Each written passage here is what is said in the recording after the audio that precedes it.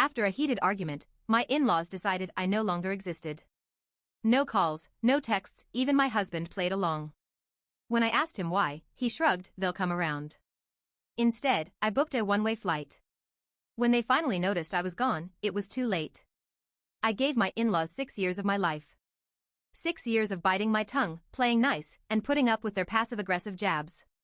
6 years of remembering their birthdays, sending gifts, and hosting them in my home even when they barely acknowledged my existence. And then, just like that, they decided I was no longer part of the family. No texts. No calls. Not even a half-assed holiday card. The worst part? My husband went along with it. It happened on a random Friday night. Ryan, my husband, and I met his parents for dinner at Ruth's Chris Steakhouse in downtown Nashville. It was supposed to be a nice evening, but I should have known better. His dad, Alan, had a habit of running his mouth, especially after a few drinks. Somewhere between the appetizers and the main course, he launched into his usual boomer rant about how soft men have become and how a woman's place is with her children. I looked at Ryan. He said nothing.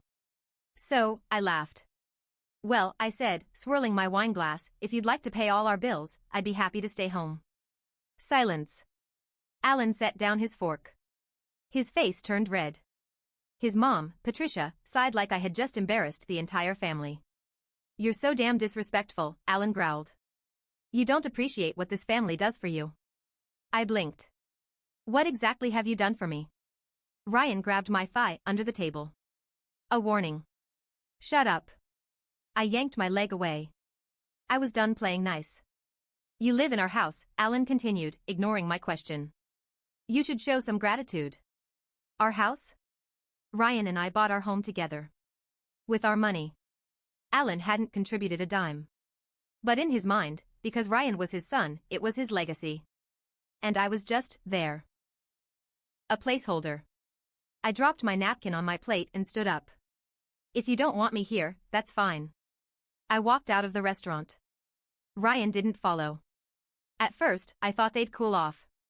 Maybe Alan would call a few days later and give me some half-assed apology like, "You know how I am," or some other excuse. But instead? Silence. No calls. No texts. Nothing. And Ryan? He played along. I tested it.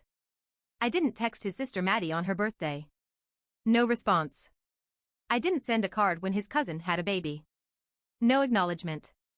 I didn't RSVP to his uncle's wedding. Nothing. They had officially erased me from the family. After 2 weeks of silence, I finally asked Ryan, "Did your parents say anything about me?"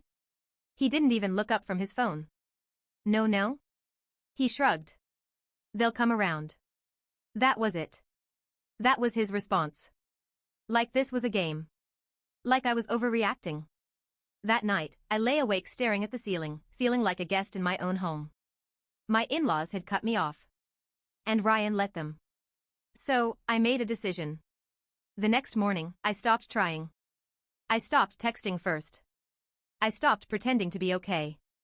I didn't remind Ryan to call his mom on her birthday. I didn't buy Christmas gifts for his family. I didn't ask how Maddie's new job was going. I became as invisible to them as they were to me. And guess what? Ryan didn't notice. It wasn't until one night, when I got home late from work, that he finally said something. He was standing in the kitchen, eating a microwaved gas station burrito, looking genuinely confused. "Did you forget to cook?" I dropped my bag by the door and stared at him. "No," I said. "I just figured, since I don't exist, my cooking shouldn't either." He laughed. "You're still mad about my parents?" "Still mad?" I didn't even respond. I just walked into our bedroom and locked the door. The next morning, I made a few important phone calls. First, a lawyer. Not for a divorce, not yet, but just to make sure my finances were in order. Second, a recruiter. I had a remote marketing job, but I started looking for better offers somewhere far from Tennessee. Third, a real estate agent. By the end of the week, I had a one-way ticket to Seattle and a lease for a townhouse in Fremont. Ryan didn't notice a thing. 2 weeks later, I was packed and ready to go. When Ryan got home that night, I was standing in the kitchen with 3 suitcases and a folder of legal documents. He frowned. "What's all this?" "I'm leaving." His face twisted in confusion. Leaving for what? Seattle. For how long? I tilted my head. Indefinitely. He actually laughed, like I was joking. You're being dramatic. I picked up my suitcase and walked to the door. He didn't follow. It took 2 weeks before Ryan finally called. By then, I was sitting in my new townhouse, sipping coffee on my balcony, watching the rain. His voice was strained. Are you seriously doing this? I took a slow sip of my coffee. I thought you said they'd come around. Silence. I didn't think you'd actually leave. Well, I said. You didn't think about me at all, did you? Another silence. Then, just come home. Home? I had no home there. Just a house full of people who didn't see me. And just like that, my phone started blowing up. First, his mom's email. You're breaking up this family. How could you do this to Ryan? Then, a text from his dad. This is childish. Come back and fix this. Oh, now I existed? I sent one reply to his mother. If you truly cared, you would have reached out before I left. Then I blocked them all. I should have known they wouldn't let me go quietly. For a moment, I thought I had one. I thought I had escaped. But I underestimated them. It started with the emails. Then, the phone calls. And then, when I didn't respond, they sent Ryan. It was a Sunday afternoon. I had just finished setting up my new place, a small townhouse in Fremont, with a view of the water. My new life felt peaceful, like I could finally breathe. Then someone knocked on my door. Hard. Not a friendly, hey, I'm here to visit kind of knock. More like open this damn door, or I'll break it down. I looked through the peephole. Ryan. I sighed and opened the door. What are you doing here? His eyes were wild. Like he hadn't slept in days. His clothes were wrinkled, his jaw unshaven. He didn't even say hello. You blocked my number? I crossed my arms. Yes. He let out a humorless laugh. And you just moved? Without telling me? I did tell you. You just didn't listen. He stepped inside without asking. Walked right past me. You're really doing this, he muttered, looking around. His eyes landed on the boxes I hadn't unpacked yet. You really think this is your life now? I know it is. He turned to face me, his hands clenched into fists. And that's when I saw it. The anger. Not sadness. Not regret. Just rage. You're a selfish bitch, you know that? I felt my stomach drop. Because Ryan had never spoken to me like that before. And suddenly, I realized something. This isn't about love. It never was. This was about control. You need to come home, he said. I laughed. Why would I do that? Because you're my wife. I raised an eyebrow. And? And you don't just leave your husband like this. I stared at him, waiting. Waiting for him to say something, anything, that wasn't about his feelings. But he just stood there, his breathing heavy, his hands clenched at his sides. I took a step closer. Ryan, I said quietly. You never asked me why I left. Silence. You never asked if I was happy. You never asked what you did wrong. More silence. He blinked.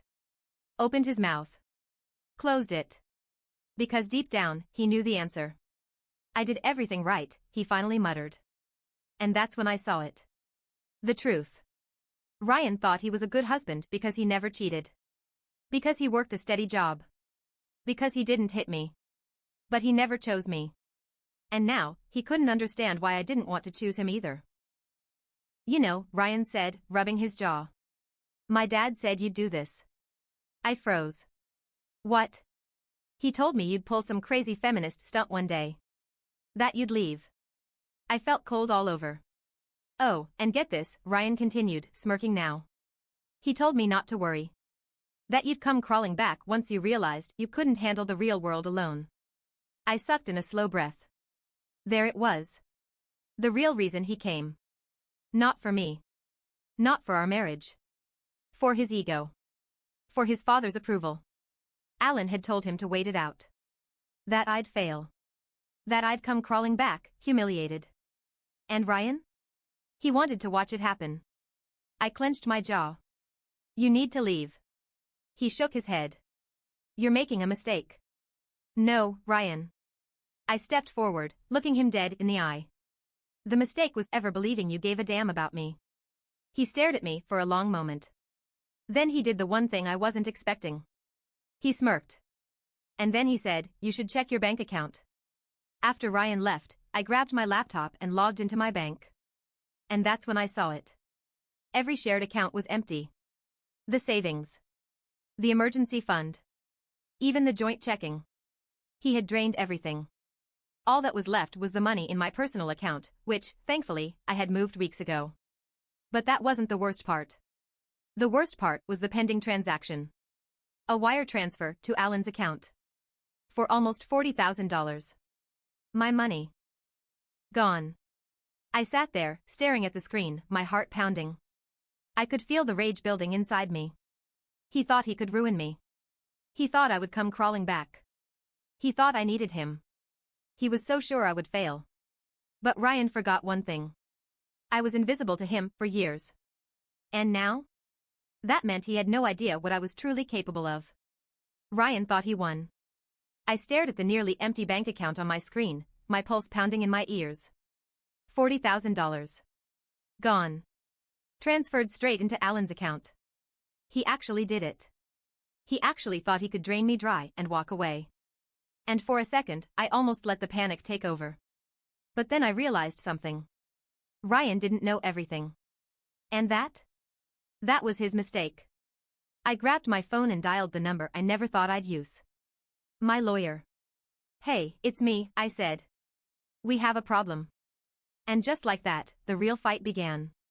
Here's what Ryan didn't know. Before I left, I had already moved my half of the money into my personal account. That $40,000? It was all his. His savings. His emergency fund. His rent money. He stole from himself. I sat back, watching my lawyer's email go out to Ryan and Alan in real time. Subject line, immediate legal action, unauthorized transaction. The body of the email was cold and professional. It explained how Ryan had fraudulently transferred funds without my consent, how I had already spoken to the bank, and how, if the money wasn't returned within 24 hours, we'd escalate to legal action. And the best part? Ryan was about to learn the hard way that Alan wasn't as loyal as he thought. Less than an hour later, my lawyer forwarded me a response. It wasn't from Ryan. It was from Alan. That money was given to me as a gift. If Ryan made a mistake, that's on him. I won't be returning a cent. I laughed out loud. Ryan was screwed. Alan took every penny and threw his own son under the bus. I texted Ryan. Your dad just stole from you. Hope it was worth it. No response. Not for 2 days. Then? He showed up again. It was raining hard that night. I was asleep when I heard it. Bang. Bang. Bang. I sat up, heart pounding. Bang. Bang. Bang. I grabbed my phone. Checked my doorbell camera. Ryan. Soaking wet. I almost ignored him. Almost. But then I saw his face. And I knew.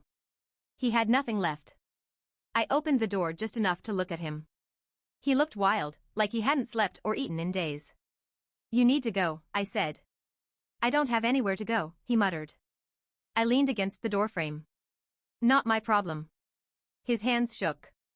His jaw tensed. My dad won't answer my calls, he admitted. The bank said I can't dispute the transfer because I sent it willingly. And now my landlord is threatening to evict me. I crossed my arms. And what do you want me to do about it? His eyes snapped to mine. You could fix this, he said. I laughed. Fix this? I repeated. You tried to steal from me, Ryan. Why the hell would I help you? His face twisted. You're my wife. I let out a slow breath. Not for long. And then, just to twist the knife, I said, oh, by the way, tell your dad I'll see him in court. Because what Ryan didn't know was that I had one last card to play. Before I left Tennessee, I did something Ryan never noticed. I had recorded every conversation with Alan where he called me a liability, a mistake, not really part of the family. I had emails from Patricia saying women shouldn't have separate bank accounts. I had texts from Maddie, calling me crazy and a gold digger, even though I had paid for half of everything in my marriage. And I had one big piece of evidence, a voicemail from Alan, saying, "Don't worry about the money, son. If she fights back, we'll make sure she walks away with nothing." Ryan had no idea I had proof. And when my lawyer sent that final email, including the recording, Alan was suddenly very eager to settle. Ryan thought I was bluffing. Alan thought his money and his connections would protect him. They both thought I was the weak one. But now? Everything was about to come crashing down. And I would be the one lighting the match. I was sitting on my couch, sipping my coffee, when my lawyer called. "We have a settlement meeting," he said. I leaned forward. "With who?" "Ryan. Alan. Their attorney. They're offering a deal." I smiled. Because I knew exactly what that meant. Alan was panicking. He must have realized that the voicemail, his own words, was enough to burn him in court. Maybe his business partners found out. Maybe Ryan had finally figured out he'd been played. Didn't matter. They wanted a way out. So I gave them one. I agreed to meet. But on my terms. We met at a law firm downtown, in a conference room with floor-to-ceiling windows overlooking the city. Alan sat at the head of the table, arms crossed, looking like he had just swallowed a lemon. Ryan sat beside him, looking hollow. Like he wasn't sure if he should be angry, embarrassed, or terrified. I took my seat across from them, my lawyer beside me. Alan's lawyer, a slick-looking man in a navy suit, cleared his throat. "My clients," he began, "are prepared to offer a financial settlement in exchange for a non-disclosure agreement. They acknowledge the previous transfer of funds was, perhaps, handled poorly, and they are willing to return a portion of the amount." I raised a hand. "A portion?" I repeated. Alan spoke for the first time. His voice was tight with barely controlled rage. "You're not getting all of it." I tilted my head. "Oh. You're not entitled to it," he sneered. "You walked out on my son. You abandoned your marriage. Why the hell should we pay you anything?" I let out a slow breath. Then I reached into my bag and pulled out a folder. "Because," I said, sliding it across the table, "if you don't, I release these." Alan's lawyer opened the folder. Inside were printouts of emails, text messages, and transcripts of every disgusting thing Alan had ever said about me. Ryan stiffened when he saw his own messages. The ones where he mocked me to his dad, saying she'll never leave, she's too emotional. The ones where he let Alan call me a waste of a wife. The ones where they joked about how easy it would be to ruin me if I ever fought back. Alan's lawyer's face went pale. "You recorded these?" he asked, flipping through the pages. Alan slammed the folder shut. "You wouldn't dare." I smiled. "Try me." Ryan finally spoke. "You planned this," he muttered, shaking his head. "This whole time. You planned this." I turned to him. "You really think I wanted this? You left me." I clenched my jaw. "No, Ryan. You let me leave." Silence. His eyes darted to Alan, then back to me. And for the first time, I saw it. Doubt. He was finally realizing it. How his father had used him. How Alan had never cared about him, only about control. Ryan swallowed.